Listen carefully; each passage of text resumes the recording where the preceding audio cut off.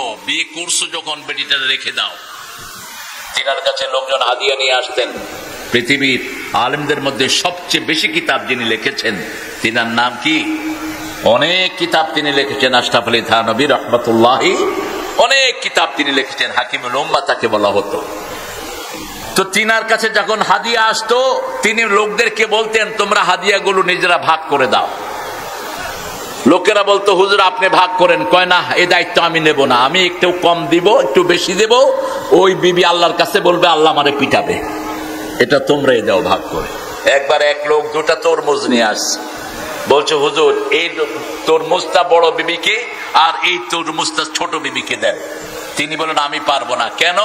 কয় বড় তরমুজটা যদি মিষ্টি বেশি হয় আর আরেকটা যদি মিষ্টি কম হয়, ওই বউ আমাকে বলবে মিষ্টিটা হেরে দিলি কেন।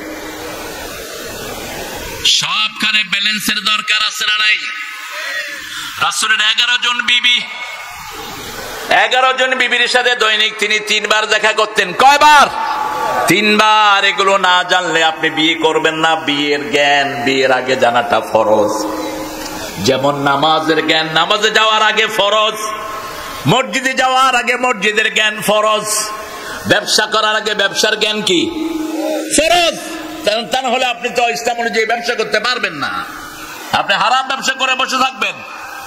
ছেলে যখন বালেগ হয়, বালেগ হওয়ার সাথে সাথে কোন জিনিস তার উপর কর্তব্য হয়ে যায় এটা জানা ফরজ। একটা মেয়ে যখন বালেগা হয় কোন পবিত্রতা তাকে অর্জন করতে হবে এটা জানা কি? কথা কন না কেন? কিন্তু আমাদের স্কুলে কি এগুলো শেখানো হয়? আমাদের স্কুলে তো স্যাররাই জানে না, ওরা শিখাবে কি? আমাদের স্কুলগুলোতে তো টিচাররাই জানে না how you going to rectify yourself, কিভাবে আপনি নিজেকে ক্লিন করবেন। এই জন্য কোরআন হাদিসের দরকার আছে না নাই?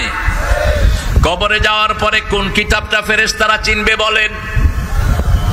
কিতাবটার নাম কি? 5টা প্রশ্ন হবে। রাসূল বলছেন, তিরমিজির বর্ণনা, প্রথম প্রশ্ন হবে মার রব্বুক, দ্বিতীয় প্রশ্ন মা দীনুক, তৃতীয় প্রশ্ন মান নবিয়ুক, চতুর্থ প্রশ্ন মানির রাজুলুল্লাযী বা'আসা ফীকুম, পঞ্চম প্রশ্ন মিন আইনা ওয়াজাদতা হাযা সুয়াল।